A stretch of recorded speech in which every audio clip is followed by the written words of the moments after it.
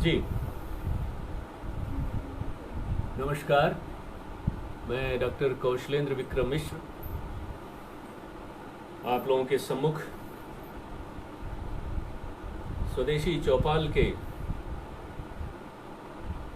30वें संस्करण को लेकर लाइव तो हूँ मैं। 8 लोग देख भी रहे हैं, शो कर रहा है। हेलो,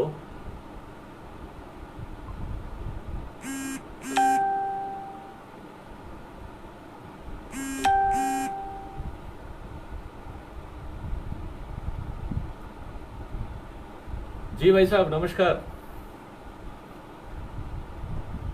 मैं डॉक्टर कौशलेंद्र विक्रम मिश्र आप लोगों के समक्ष स्वदेशी चौपाल के 30वें संस्करण को लेकर प्रस्तुत हुआ हूँ।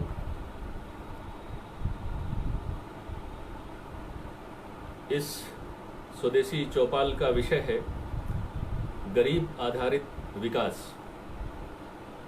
मुझे आप सब लोगों के साथ जुड़कर अतीव प्रसन्नता हो रही है और इस प्रसन्नता का श्रेय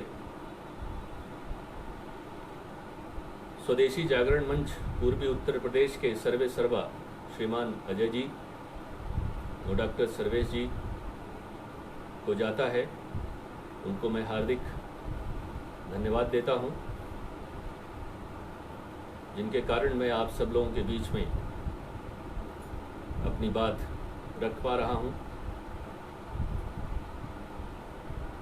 स्वदेशी जागरण मंच का एकमात्र उद्देश्य है भारत को सशक्त और आत्मनिर्भर बनाना। इस हेतु डिजिटल हस्ताक्षर अभियान शुरू हुआ है। मैं इस डिजिटल हस्ताक्षर अभियान का साक्षी हूं। मैं हस्ताक्षर कर चुका हूं। आप सब लोगों से निवेदन करता हूं, विशेषतया मेरे कॉलेज के जो प्राध्यापक हैं, विद्यार्थी हैं, कर्मचारी हैं, वो अवश्य जुड़ें, डिजिटल हस्ताक्षर करें। मेरे जानने वाले पहचानने वाले जितने भी बंधु हैं, मैं उन सब बंधुओं से सादर विनम्र आग्रह करूंगा कि वो इस डिजिटल हस्ताक्षर का हिस्सा बने। इस डिजिटल हस्ताक्षर के माध्यम से वह स्वदेशी की आवाज उठाएं। आज का जो विषय है वो गरीब आधारित विकास है, लेकिन मैं इस विषय को शुरू करने से पहले अभी हमारे देश के प्रधानमंत्री श्रीमान मोदी जी ने एक आह्वान किया, आत्मनिर्भर भारत। और इस आत्मनिर्भर भारत के लिए उन्होंने एक स्लोगन दिया,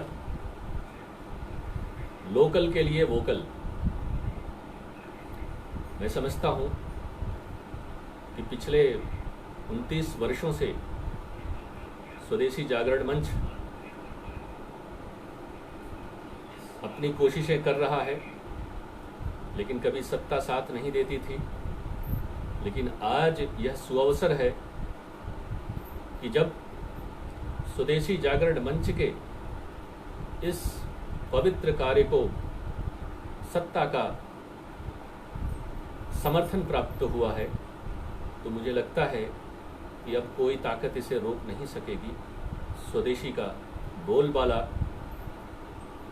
कम से कम हमारे देश में अवश्य होगा। अब मैं आता हूं इस विशेष शीर्षक पर,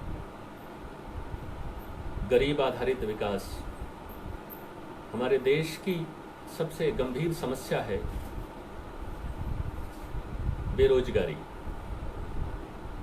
और इस बेरोजगारी का एक परिणाम कह सकते हैं वो गरीबी है।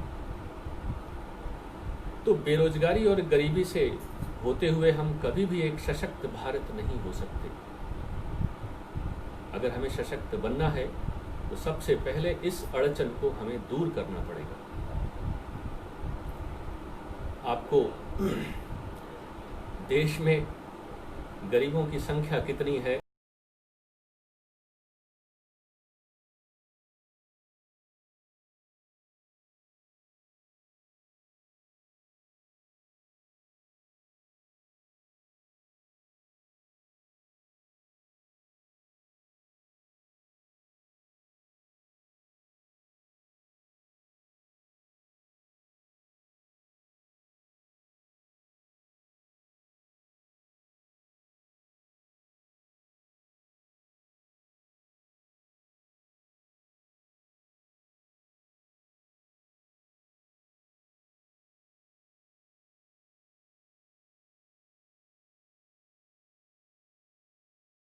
ऐसा है क्या? क्या ऐतिहासिक रूप से हम गरीब रहे हैं? तो थोड़ा बहुत मैंने इतिहास खंगाला तो मुझे पता चला कि चाहे वो मौर्य काल रहा हो, चाहे महाजनपद काल रहा हो, चाहे गुप्त काल रहा हो, या फिर मुगलों का काल रहा हो, इन सारे समय तक 17वीं शताब्दी तक भारत दुनिया का एक सशक्त आर्थिक राष्ट्र था। और 17वीं शताब्दी का एक अनुमान मुझे मिला जिसके हिसाब से पता चलता है कि विश्व के कुल मैन्युफैक्चरिंग उत्पादन में भारत का योगदान 25% से अधिक था। अब आपको दो तीन चीज़ें और बता देता हूँ, इसका प्रमाण भी दे देता हूँ। आपको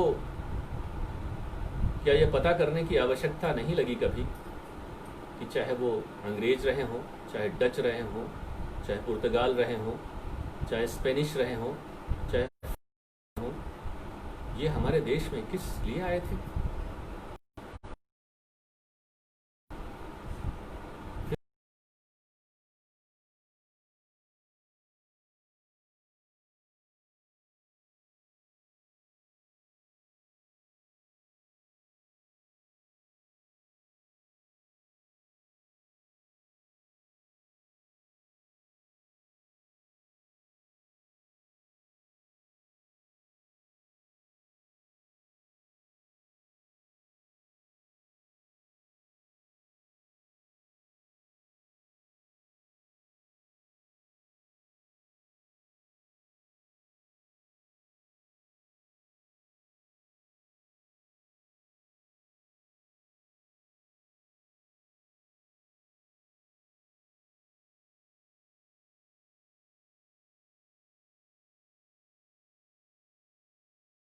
में अंग्रेज जब, तब हमें पता चलता है कि हम तो गुलाम थे। कोशिशें लगातार चलती हैं गुलाम बनाने की, लूटने की, हमें छिन्न भिन्न करने की।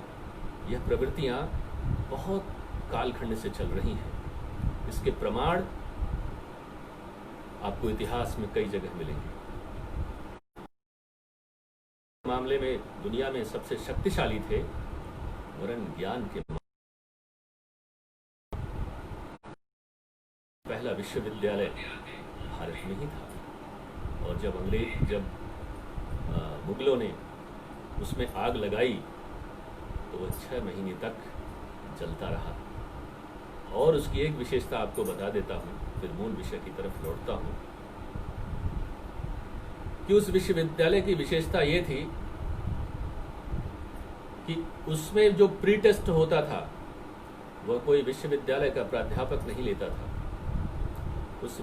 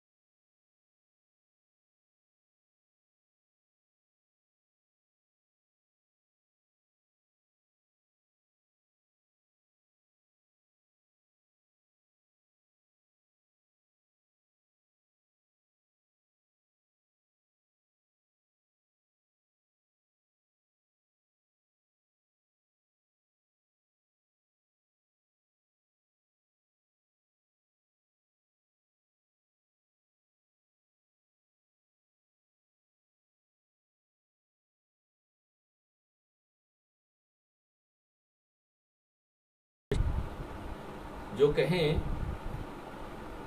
कि वो बड़े बड़े उद्योग लगाने की पद्धति थी, कि बहुत बड़े बड़े उद्योग लगेंगे, औद्योगिक रूप से हम संपन्न होंगे, तो एक तरफ उद्योगों का विकास होगा, दूसरी तरफ कृषि भी पनपेगा, और दोनों मिलकर के सेवा को लेकर आगे बढ़ेंगे और देश का पूर्ण विकास होगा। लेकिन गांधी जी के बारे में स्पष्ट कहा गया कि गांधी जी ने इस बात पर विशेष जोर दिया कि नहीं, भारत गांवों में बसता है, और प्राचीन काल से भारत की पहचान पूरे आर्थिक जगत में इन कुटीर और लघु उद्योगों के बल पर ही थी। आपने ढाका के मलमल का इतिहास सुना होगा कि कैसे एक छोटी सी अंगूठी में 12 गज का एक कपड़ा निकाल लिया जाता था, मशीन से नहीं बनता था।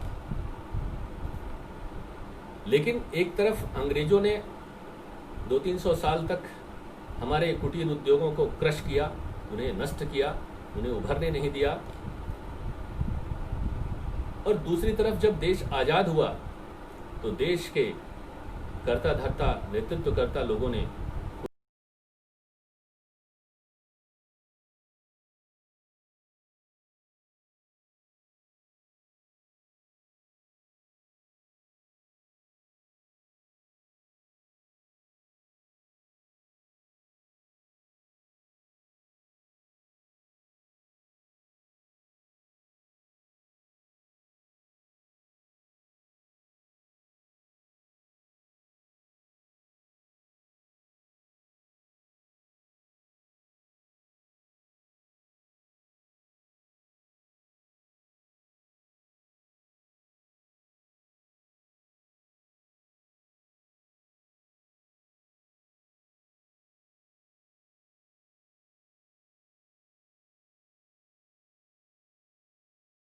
दिया।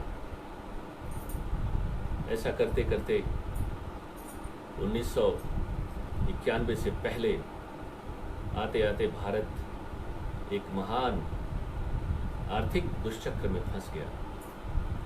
भारत को अपना सोना बैंक ऑफ इंग्लैंड को गिरवी रखना पड़ा। आप इस बात को ऐसे समझ सकते हैं कि गिरवी सामान व्यक्ति कब रखता है।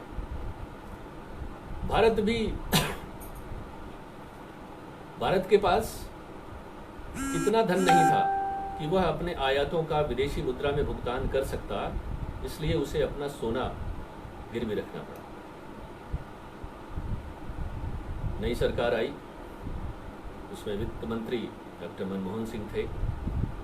उन्होंने भारत के आर्थिक दरवाजों को पूरे विश्व के लिए खोल दिया।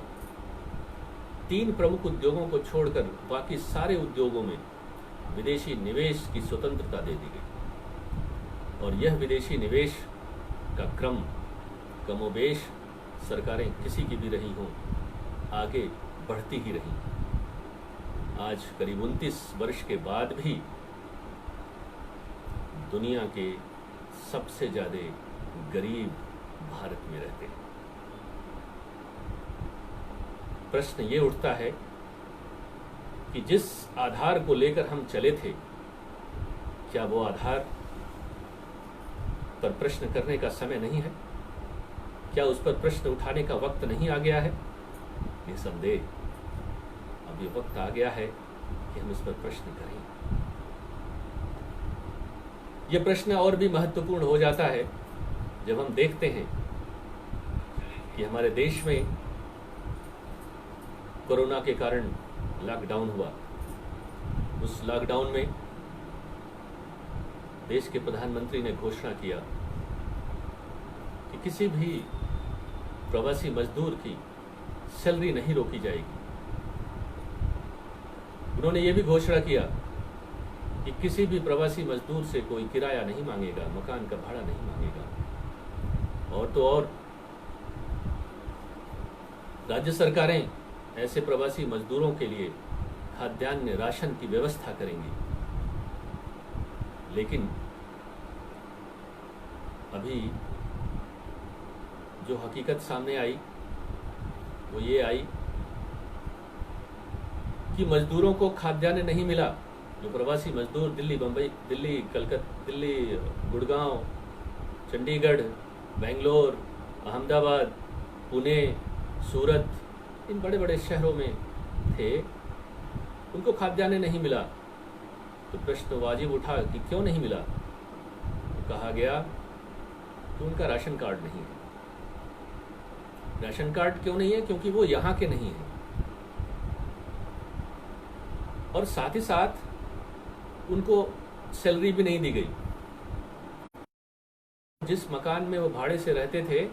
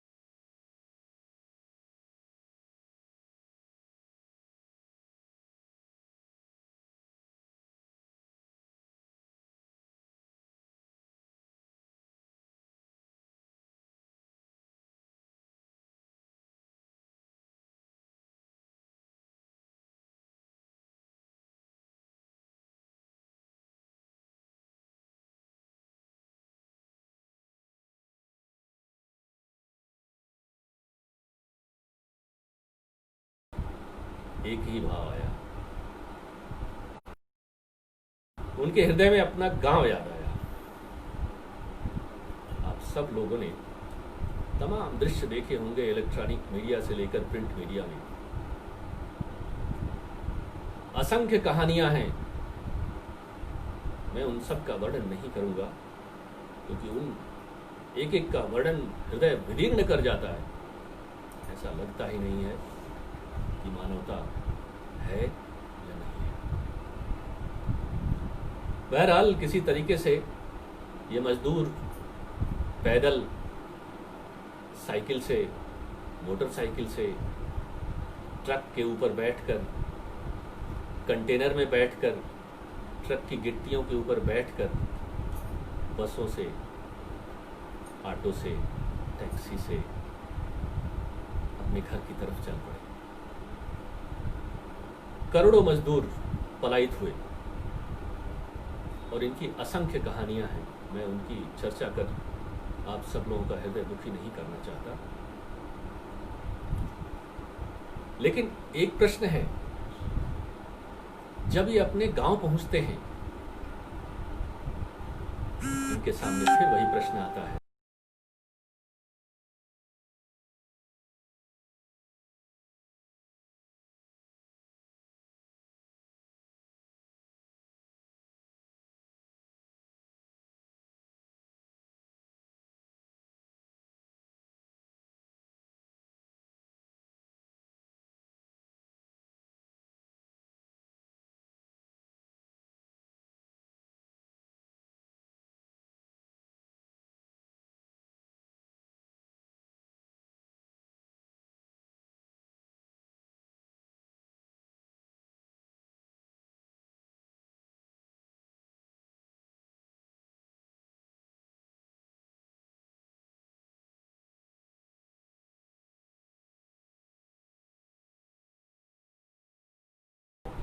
सबकी स्केलिंग हो रही है कि किस किस मजदूर को कौन कौन सी चीज़ आती है। करीब 25 लाख के आसपास मजदूर उत्तर प्रदेश में आ चुके हैं। उनकी स्केलिंग हो रही है, सरकार उन्हें 1000 रुपये दे भी रही है, नकद दे रही है। मनरेगा में उनके लिए विशेष पैकेज दिया गया है, जिसके अंतर्गत वो रोजगार भी पा सकते हैं। लगातार घोषणाएं हो रही हैं। सरकार ने ये भी कहा है कि उनको रेंट के आधार पर आवास भी मुहैया कराया जाएगा। लेकिन एक प्रश्न तो बार बार आ रहा है। कई जगह मैंने लोगों से बात किया कि क्या जो मजदूर आए हैं ये यहाँ रहेंगे या वापस फिर चले जाएंगे जिस नरक से वापस लौटे हैं। तो इसका कोई एक यथार्थ उत्तर नहीं है। दोनों तरह की संभावनाएं हैं कि वो गांव में रह भी सकते हैं और वापस उस दुख और तकलीफ को फिर से पाने के लिए जा भी सकते हैं। अब उसके कौन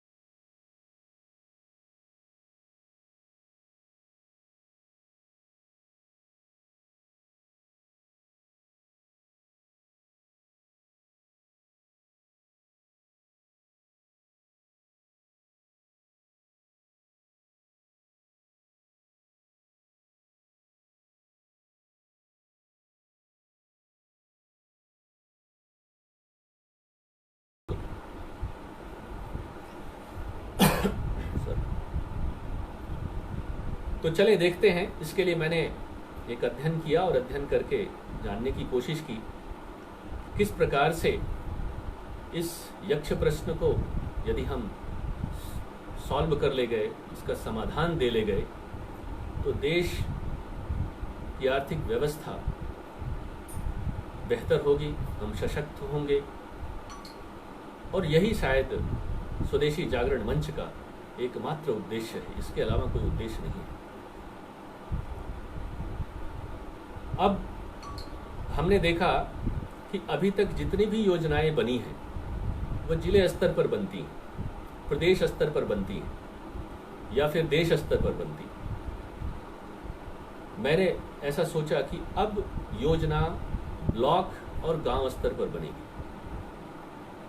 इसके लिए मैंने इसे दो भागों में बांटा, पहला ब्लॉक और दूसरा है गांव का स्तर। तो ब्लॉक में जो सबसे पहला काम होगा वो ये होगा कि प्रत्येक ब्लॉक के भीतर आने वाले जितने भी गांव हैं उन सबका एक जनांकिकी सर्वेक्षण किया जाए और ये पता लगाया जाए कि कितने आयु वर्ग के, कितने टेक्नीशियन हैं, कितने पुताई करने वाले हैं, कितने सिलाई कर सकते हैं, कितने सफाई का काम कर सकते हैं, कितने कंप्यूटर चला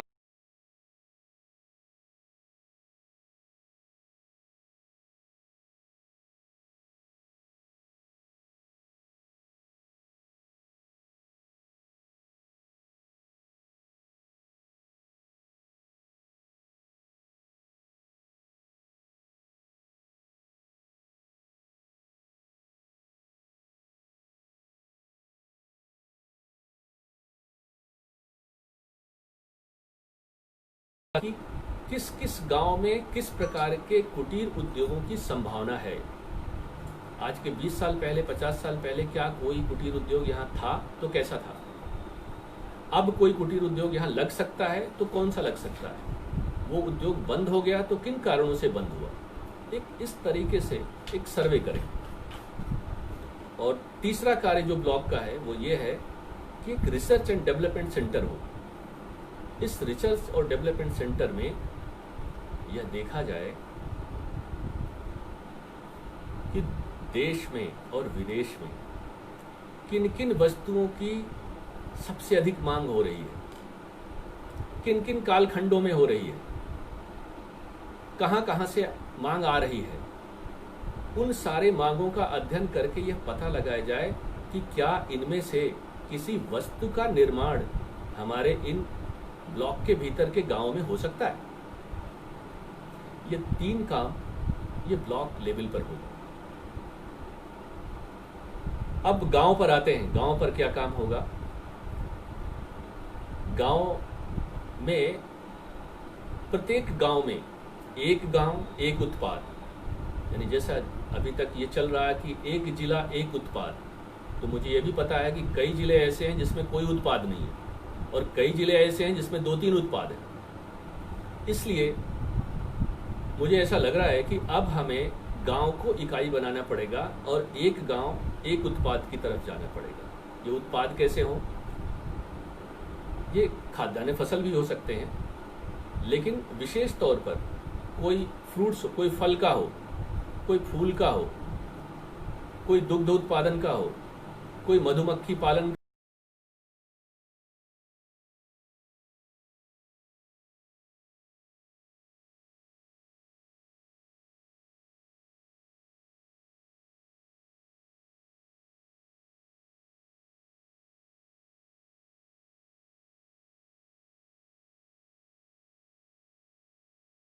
क्लस्टर बनाए। आसपास के जो गांव हो, नज़दीकी जो नेबरिंग विलेज हो, उनका अपना एक क्लस्टर हो। वो सारे के सारे एक दूसरे से अपनी चीज़ें शेयर करते रहें, यानी कोई भी एक गांव वाला दूसरे गांव में आधे घंटे के भीतर पहुंच सके। और इस इस सारी प्रक्रिया में एक गांव एक उत्पाद के बाद अब जो दूसरी प्रक्रिया है कि पूरी कोशिश की जाए कि गांव से जो भी प्रोड्यूस निकलता है, चाहे वो धान हो, चाहे वो गेहूं हो, चाहे वो मक्का हो, चाहे वो सब्जी हो, चाहे वो फल हो, कोई भी चीज़ जो पैदा होता है वो सीधे मार्केट में न बेचा जाए। पूरी कोशिश ऐसे ही की जाए। उसको मार्केट में बेचने की बजाय उसका वैल्यू एडिशन किया जाए। जैसे आम को हम सीधे बेचते हैं तो आम का हम अमचूर भी बना सकते हैं, खटाई भी अचार भी बना सकते हैं, और पका हुआ आम तो वो फाइनल प्रोडक्ट है, वो तो जाएगा, लेकिन उसका हम पल्प भी बना सकते हैं, शरबत भी बना सकते हैं। तो जब तक हम वैल्यू एडिशन न करें, गांव क्या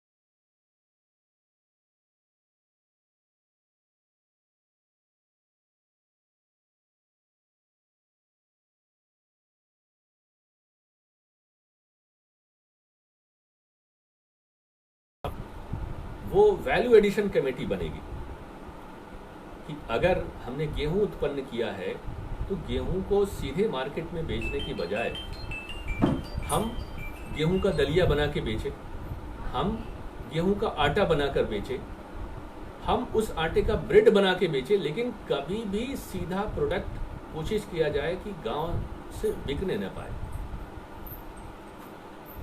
तो दूसरा हो गया वैल्यू एडिशन कमेटी, और तीसरा हो गया मार्केटिंग कमेटी। ये मार्केटिंग कमेटी का काम ये है कि वो ब्लॉक लेवल के रिसर्च एंड डेवलपमेंट के लोगों से हमेशा कनेक्ट रहे और वहाँ से पता करती रहे कि अब किस तरह के प्रोडक्ट आ सकते हैं, किस तरह के प्रोडक्ट की डिमांड हो सकती है, और उसके अनुरूप अपने जो प्रोडक्शन सिस्टम को है वो हमेशा अपडेट करती रहे और वैल्यू एडिशन हमेशा होता रहे। यानी यह तीनों एक दूसरे के साथ सिंक्रोनाइज हों, यानी एक दूसरे के साथ जुड़े हों। ऐसा ना हो कि अगर कोई चीज़ ऐसी पता चल गई प्रोडक्शन डिपार्टमेंट को जो जानी चाहिए थी मार्केटिंग डिपार्टमेंट को, तो प्रोडक्शन डिपार्टमेंट कहे अरे मुझे इससे कोई मतलब नहीं है, ये तो उनका काम है। ऐसा नहीं, एक सिंक्रोनाइजेशन हो।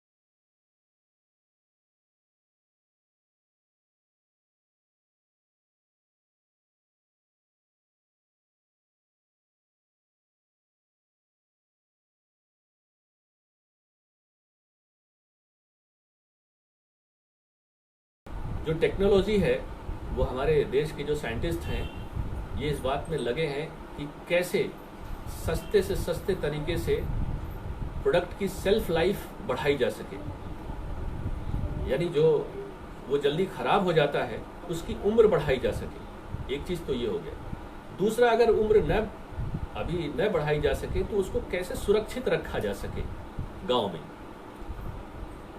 और इसके लिए हमारे पास स्टोरेज होना चाहिए। और दूसरा है, जैसे आप दाल चावल या गेहूं या दलिया इस तरह की चीज़ें स्टोर करके रखते हैं, उनका स्टोरेज हो, तो ये स्टोरेज भी हमारे पास होना चाहिए। तो इस तरह से हमने देखा कि गांव में इतनी फैसिलिटी आपके पास होनी चाहिए। अब एक तीसरा है जो पर्यावरण का मुद्दा है। हमारे प्रदेश में करोड़ों पेड़ लगते हैं, लेकिन शायद उसका 10% भी जीवित नहीं रहते। यदि जीवित होते तो आज पर्यावरण की स्थिति बहुत अच्छी होती। तो मेरा ऐसा समझ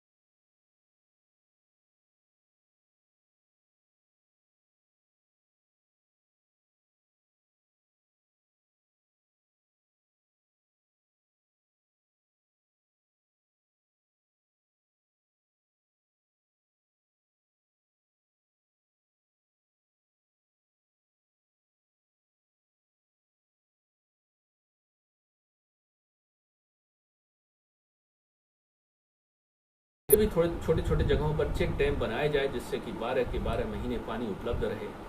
इस तरीके से हम पूरा एक इकोसिस्टम तैयार कर सकते हैं जिससे यह बेहतर हो। लेकिन एक अंतिम बात जो शायद मुझे सबसे पहले आपको बतानी थी, मैंने उसे अपने लिए रख छोड़ा था, वो ये है कि गांव का विकास या खेती का विकास हम रासायनिक चीज़ों से न करें। अब समय आ गया है कि पूरे कृषि के तंत्र को हमें बदलना पड़ेगा। अब ऑर्गेनिक खेती ही एकमात्र संकल्प होना चाहिए। ऑर्गेनिक खेती आप करेंगे और फिर उसका वैल्यू एडिशन करेंगे तो उसका मूल्य भी आपको अपेक्षाकृत अधिक मिलेगा।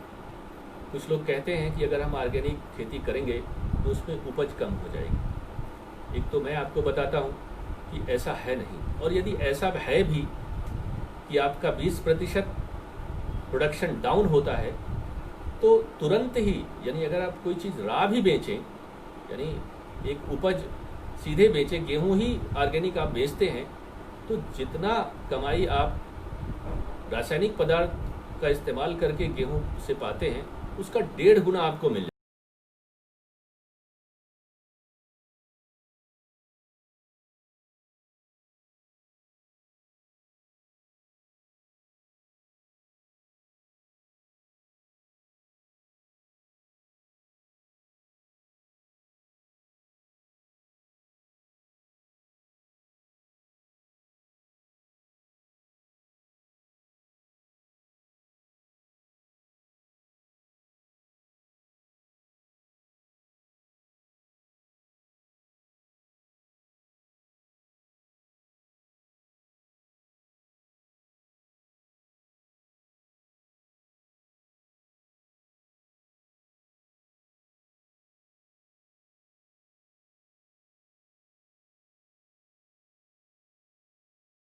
फर्टिलाइजर यूज किया और जो प्रोड्यूस था वो उसके तरह से वापस नहीं आया, इसलिए उन्हें आत्महत्या करना पड़ा। तो मेरा मानना है कि अगर आप जीरो बजट आधारित खेती करेंगे, ऑर्गेनिक खेती करेंगे, तो इस आपकी कॉस्ट भी कम होगी, लागत भी बिल्कुल कम से कम रखी जाएगी। तो इस तरीके से अगर हम इस्तेमाल करें तो मैं समझता हूँ कि गांव में लघु और कुटीर उद्योगों का एक जाल बिछेगा। यही भारत की प्राचीन परंपरा थी, क्योंकि कहते हैं जब कोई संकट आता है तो हमें अपने इतिहास को खंगालना पड़ता है। हम जब इतिहास में जाते हैं तो हमें पता चलता है कि भारत कुटीर उद्योगों का एक शक्तिशाली देश था, जो ऐसे ऐसे उत्पाद बनाता था जिसके सामने दुनिया के कोई भी देश उसका मुकाबला नहीं कर सकते थे। तो मैं चाहता हूँ कि इस प्रकार से हमारे इस गांव में आए हुए मजदूर जो इस वक्त इस प्रश्न से जूझ रहे हैं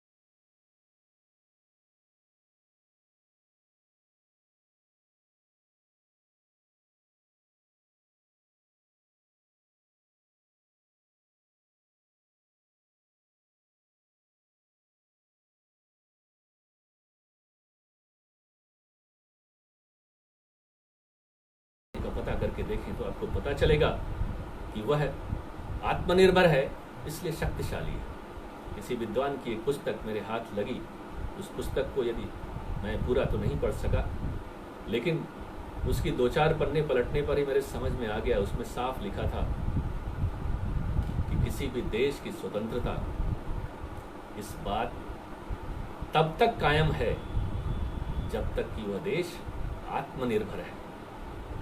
मुझे इस बात ने अंदर से झकझोर दिया। मुझे लगा कि यह आत्मनिर्भरता के बगैर कोई भी देश स्वतंत्र भी नहीं रह सकता। अब हम आते हैं 1-2 छोटी और चीज़ों की तरफ, जिस पर मैं आप लोगों का ध्यान दिलाना चाहता हूँ, जो पर्यावरण के हिसाब से अत्यंत ही महत्वपूर्ण है। वह है, यद्यपि मैं आजमगढ़ में रहता हूँ और यहाँ पर विश्व प्रसिद्ध ब्लैक पॉटरी है। कई बार मैं उसे देखने गया, उसे निहारने गया, उसके ऊपर जो कलाकारी की जाती है उसे देखकर निहाल हुआ। और ये जो ब्लैक पॉटरी है, ये करीब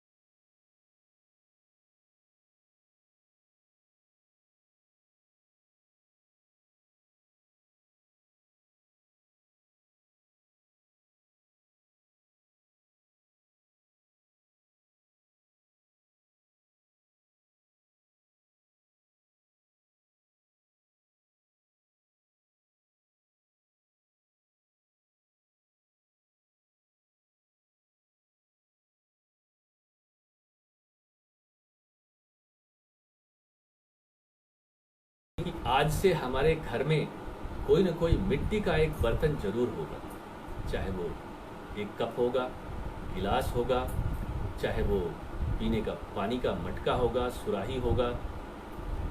और अगर कोई विशेष भोजन पकाना चाहते हैं, किसी को दावत देना चाहते हैं, तो मेरे कहे से एक बार किसी मिट्टी के बर्तन में कोई भोजन पका के देखिएगा, चाहे दाल हो या सब्जी हो या फिर चावल हो।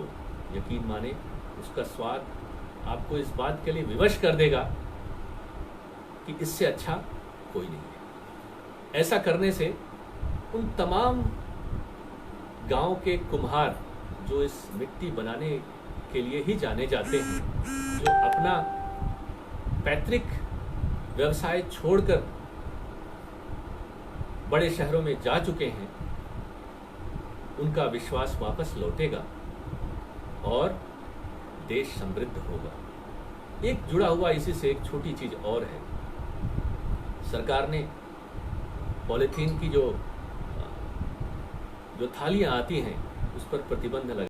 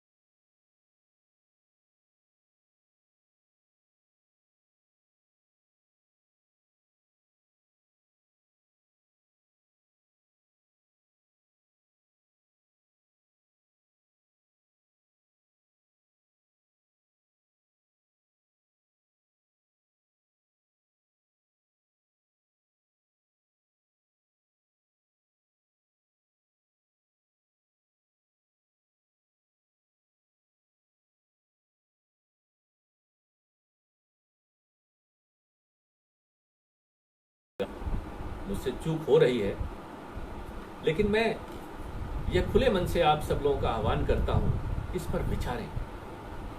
पत्तल में भोजन करें, कोई समस्या नहीं है, और मिट्टी के बर्तन में कोई भोजन पकाएं, कोई न कोई भोजन करें, तो उन घरों का चूल्हा आपके द्वारा जलने लगेगा, देश समृद्ध होने लगेगा, पुरानी परिपाटियां फिर से लौट आएंगी। अभी तक मैंने आप लोगों से जो कुछ भी चर्चा किया वह अपने अल्प ज्ञान के आधार पर किया। निसंदेह इसमें अनेक चीज़ें जोड़ी जा सकती हैं। मैं आप सब लोगों से आह्वान करता हूं कि उन सभी चीज़ों को जो आप जोड़ सकते हैं, आप सब लोग समर्थवान लोग हैं, विद्वान लोग हैं, समझदार लोग हैं, आप लोग कमेंट बॉक्स में जाकर ज़रूर कमेंट करें, सुझाव दें, जिससे इस मुहिम को जो स्वदेशी जागरण मंच ने उठाया है, इसे हम आगे ले जा सकें, इसे सफल बना सकें। क्योंकि केवल कहने से चीज़ें होंगी नहीं, इसे व्यवहारिक तौर पर उतारना पड़ेगा, और व्यवहारिक ये तभी हो पाएगा जब यह हकीकत के या चीज़ों के बहुत करीब होगा। मैं इसी के साथ फिर से स्वदेशी जागरण मंच को बहुत धन्यवाद देता हूँ। स्वदेशी जागरण मंच के पूर्वी उत्तर प्रदेश क्षेत्र के माननीय अजय जी को, डॉक्टर सर्वेश जी को, और आप सब बंधुओं को जिन्होंने मुझे सुना और अपने कमेंट दिए। मैं आप सब लोगों को हार्दिक धन्यवाद देना चाहता हूँ। और इसी के साथ मैं अब इस कार्यक्रम को इस नोट के साथ विराम देना चाहता हूँ कि आप सब लोग डिजिटल हस्ताक्षर जरूर करें। जय हिंद, जय भारत, जय स्वदेशी।